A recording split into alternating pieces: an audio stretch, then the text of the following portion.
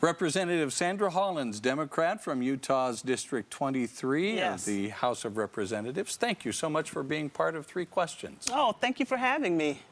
Tell us a little bit about yourself. You were born in New Orleans. Yes. And moved to Utah some 30 years ago now. Is that correct? I did. I moved to Utah. It was in the early 90s.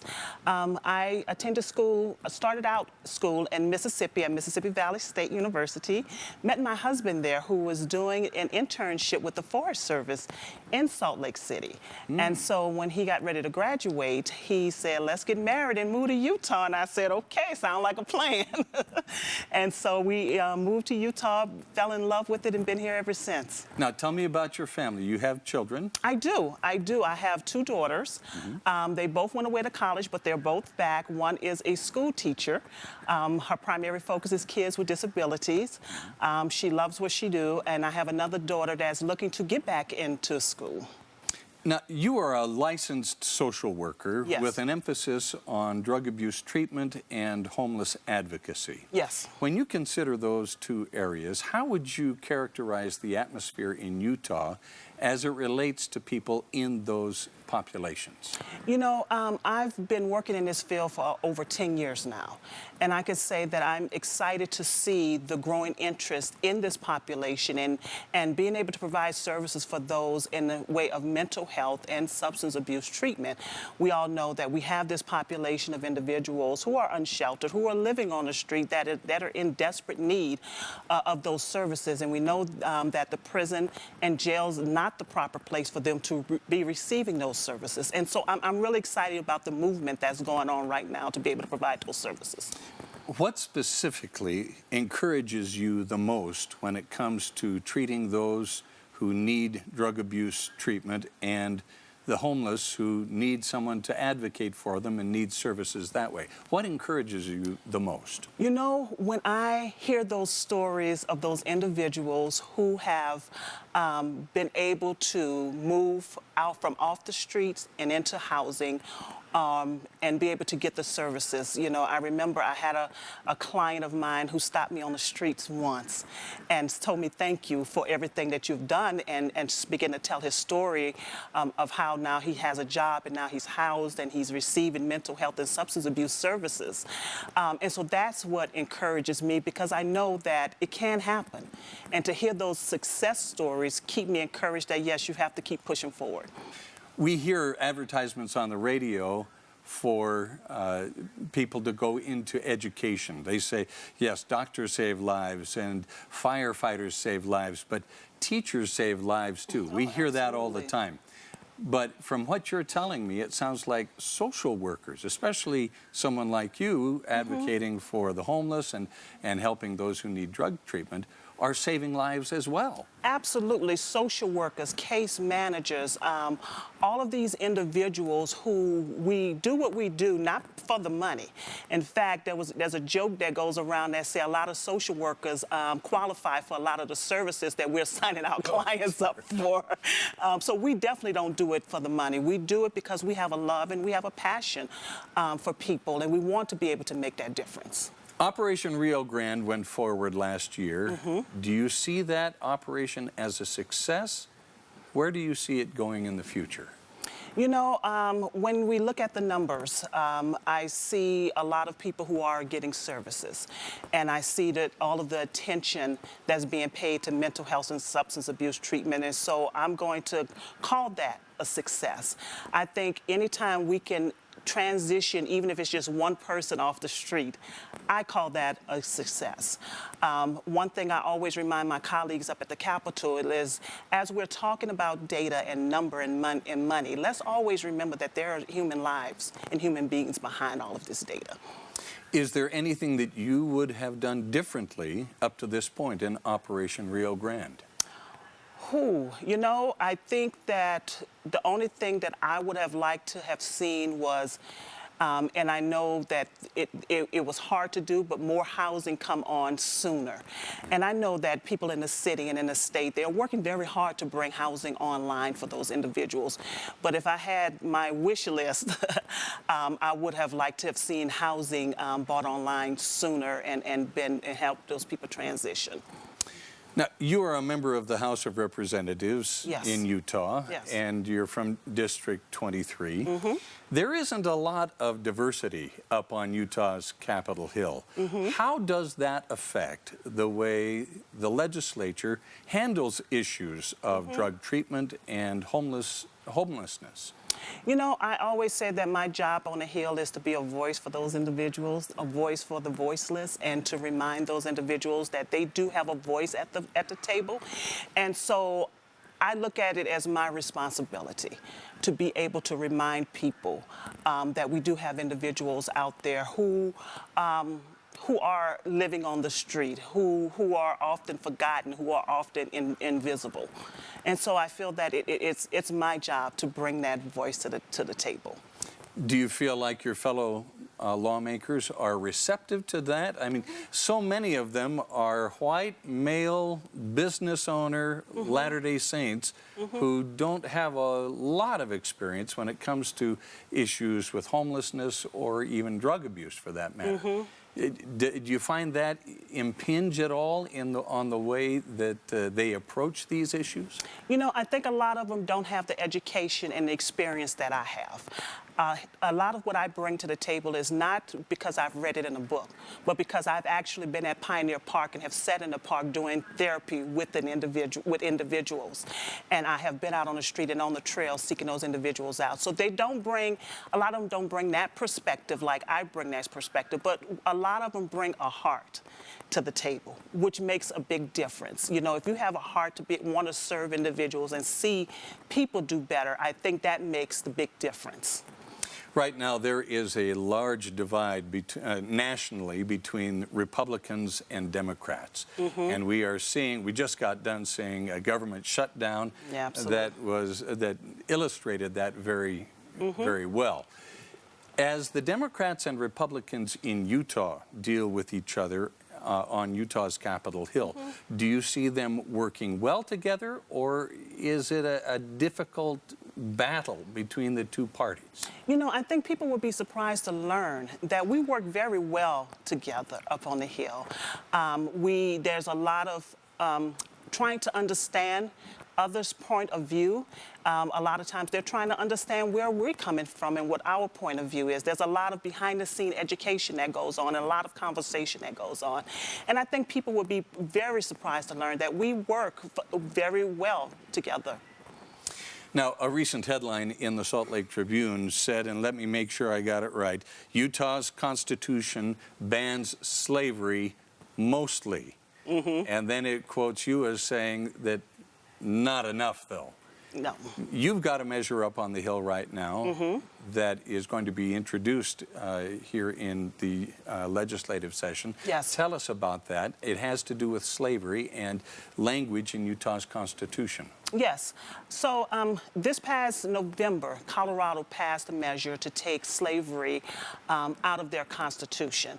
And I have been watching it for a while and was, happy when it passed, but was quite surprised to see that it's a part of Utah Constitution. And so when I saw it, I decided to open a bill file to remove that language out of our Constitution. And what it says is that slavery and involuntary servitude can still be imposed as for criminal punishment, as a form of punishment if you're duly convicted. And so I felt it was a loophole that needed to be closed, and it was outdated language that needed to be taken out of our Constitution. And what's the reception so far before it's being introduced? So far, I've been receiving very good reception. I've had a lot of my colleagues who have said to me, we're proud that you're taking this out. It's long overdue. A lot of people in the public have been saying that. I've received a lot of positive feedback from individuals who have said to me, let us know what we need to do. Now, you've lived in Utah for the past 30 years, and you are well aware of the dynamics of the culture here in terms of the predominant religion's influence and conservative and liberal politics and the socioeconomic divides that are there. From where you sit and from your experience, do you see us as Utahns drawing closer to each other or drawing further apart from each other based on those things? I think for the most part, as Utahns, I think Utahns, for the most part, have a good heart. And I think that for the most part, they try to understand individuals. And I think they try to understand individuals' culture and their backgrounds. Yeah, there is some divide. Yeah, I do see that there is some divide, but I think for the most part, the people who embrace people who are different outnumber those individuals who want to be more divisive. If you could improve the social dynamic and cultural dynamic here in Utah, what would you do to bring people closer together? Wow. The one thing I would do to bring people close together, is just have conversation. I think if we reached out of our comfort zones and had conversation with people who are different within us, I think we will learn so much more about individuals. Even with my daughters and my husband and I raising our daughters here, we always made it our business to have friends and people around us who were from different backgrounds and cultures and beliefs. So that they are able to learn, and so they are open and being able to embrace individuals from different backgrounds. On your website, you have a saying that says you don't accept financial donations during the legislative session.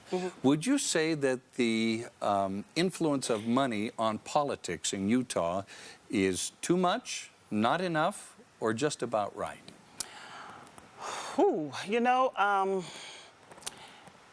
There is a lot of money in politics. In order to run a successful campaign, you have to raise money. Running a campaign is not cheap. But one thing I can say is that for me, when you're contributing to my campaign, you're contributing to a good candidate, someone that's going to push the issues that you believe in, and contributing to my campaign don't necessarily mean that I'm going to vote in your favor. In fact, there has been sometimes I've had people contribute and I have not voted in favor that they thought I would vote in favor of, which is fine because my job is to represent the District 23, and you're contributing to a good candidate. Right. So you would say that just because somebody donates to your campaign doesn't mean that you're going to vote their way. And absolutely not. Yeah. Absolutely not. I am beholden to the people of District 23. Those are the only people I work for. You were recently honored at the Martin Luther King Jr. Luncheon by the NAACP with the Rosa Parks Award. Yes. Congratulations. Thank you. Thank you. I believe most would say that the social conditions of black people in America has gotten much, much better from where it was. However, there are still little subtle discrepancies and inequalities that go on in our society. For someone who is not black, who might not be sensitive to those things, where would you say some of those inequities and inequalities lie, even now? I think when you look at our criminal justice system, and you look at the disproportionate number of people of color that is in the jail system, I think that's part of it. When you look at some of in this environment in which we're living, I've been called into meetings where we've had kids of color have been in the school system bullied and told that they're going to be sent back to Africa or that they're going to build a wall and they're going to send them back to their country. And I think when you have that type of environment, it impedes on that child's ability to have an education. So I think we need to look at that. I believe that a child's zip code should not determine its success. I believe that playing field needs to be equal, and I think that every child should have the right to an equal education where they are able to go to college or community college or trade school or military, whatever they choose to do. And so I think those are just two of the examples where I think there is some inequality that exists.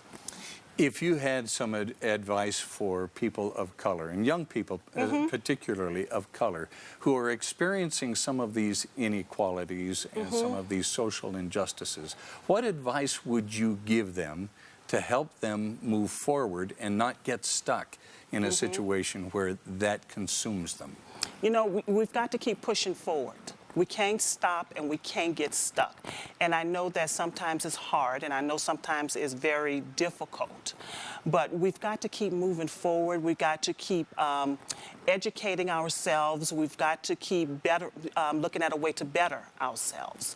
And so that would be my advice to young people, that don't let it be a barrier to your future. Still work towards bettering yourself and find a mentor. Find a mentor. I think mentoring is so important. Find somebody who was able to overcome those obstacles. Find somebody who may be working in that field you want to work in, and find out what did they do. Because a lot of times you don't have to reinvent the wheels. A lot of times the path has already been carved for you. Who did you have as a mentor as you were growing up? Wow, I had a lot of people. I had, growing up, there was a social worker in my neighborhood, and she worked in the prison system, and that's where I really started to know what social work meant, because her job was she would provide mental health and she would provide mentor and find jobs for individuals who were in the prison system. One of my heroes is Fannie Lou Hamer. If you know about her, she was in Mississippi, and she wasn't educated school-wise, but she was a very educated woman. And she fought for equality, and she fought for voters' rights, and she fought and demanded to have a place at the table. And I learned about her very early, you know, and one of her famous sayings was, "I'm sick and tired of being sick and tired." So that's where that came from. That's where that came from. And so I've always admired her. Of course, my parents. I've always admired my parents. I had a father who worked 2 and 3 jobs. He died at a very early age because he worked 2 or 3 jobs to make sure food was on the table. We had a roof over our head. And so he did that. And then I had a mother who took care of us spiritually and made sure we were grounded and made sure that we were going down the right path that needed to be gone, and that we weren't a part of a statistic. As the very first female black Utahn serving in the Utah legislature, do you feel like a pioneer? You know, people tell me I'm a pioneer. People tell me I'm a pioneer, but I look at it as I'm just doing what needs to be done. I'm just doing what's in my heart. I have a love and passion for people. And this set me in a position where I'm able to make a difference in this state. The Utah legislature is trying to adjust Proposition 3, saying that the Medicaid expansion is too expensive and the state can't afford it. Almost in the same breath that they are proposing a $225 million tax reduction. Yes. Do you see any irony there? I see a lot of irony there. I think Medicaid expansion needs to move forward as voted on in November, on the November ballot. I think as a state, we find a way to pay for what we want to pay for. And I think this needs to be on the agenda of what we need to fund. The people on the ballot said that we're willing to fund this. We want to see it done, and too many people in this state, they're slipping through the cracks. They're slipping through the cracks, and they're not receiving adequate medical attention because of the cost. And there are a lot of people who are dying waiting for medical attention. And I think we need to fund it. We need to move forward with it. If you looked in your crystal ball, where would you see this Prop 3 adjustment going? Do you think something will pass in the legislature this session, or will the people's will be executed and nothing happen with Prop 3 and it go forward the way it is? You know, I don't know. I honestly don't know. What I would like to see done is the people will be moved forward. And that's just the bottom line of what needs to be done. District 23, which you represent, takes in the inland port, Yes. the new prison, and the airport. Yes. Do you sleep at all at night? Very little. Very, very little. As you look at the inland port issue, I mean, there are all kinds of concerns, environmental, economic, and land use, all of those things. Are those concerns outweighed by the economic benefit that would come because Salt Lake City would then become truly a crossroads of not just the West, but a crossroads of the world? You know, I could tell you what people on the West Side, because they're the ones that's going to be impacted by this. And they're concerned about how is this going to impact our neighborhood, and how is this going to impact our community? How is this going to impact our environment? I don't think any amount of money is worth the air I breathe, sacrificing the air I breathe. As a mother who has raised children with asthma, I could tell you I've spent a lot of nights up in the middle of the night with my kids, taking them back and forth to the emergency room, or up at night with the shower running, trying to get them to breathe. And no, I don't think it's worth that. The economic impact, of course, I'm always open for livable wage jobs. I think that needs to be a part of our economy, but also making sure that those individuals with questionable backgrounds or criminal backgrounds are a part of that environment and a part of the economy. The airport is under renovation right now, a multi-billion-dollar project. Where do you see the benefits coming from that upgrade at the airport? You know, I think that's going to be fabulous. I think I've had the opportunity to travel out there quite a lot this summer, going on different trips. And I could tell you it's going to be a great benefit to be able to provide the services that they provide and have individuals coming in and out and expanding those flights and those services. So I see that as a big benefit for our community. Tell us about the new prison. I know there is some controversy around that. And is that project moving forward? And are the voices of those who have an interest in that project, are they being adequately heard? You know, it is moving forward. I think the biggest concern now is what is going to be the end cost of the prison right now. We know that there is a tariff on steel right now, and I think that is one of the biggest concerns that we have, is what is going to be the final cost, and was it in the end worth the move? You know, and I understand the need that we needed a new prison, but as you may have known, I did speak out against it. Was this the best location for this prison? So I'm just waiting to see what the bottom line cost is for this. And do you still feel that way, that the prison ought not to go where it is currently planned? Yes, I think that there may have been a better location for it, but it's a situation now that it's there. And let's see what we can do right now to make the best of this, to make sure that it has a positive impact. All right. Well, Representative Sandra Hollins, Democrat from Utah House District 23. Yes. Thank you so much for being thank you part for having of me. 3 Questions. Thank you. Thank you.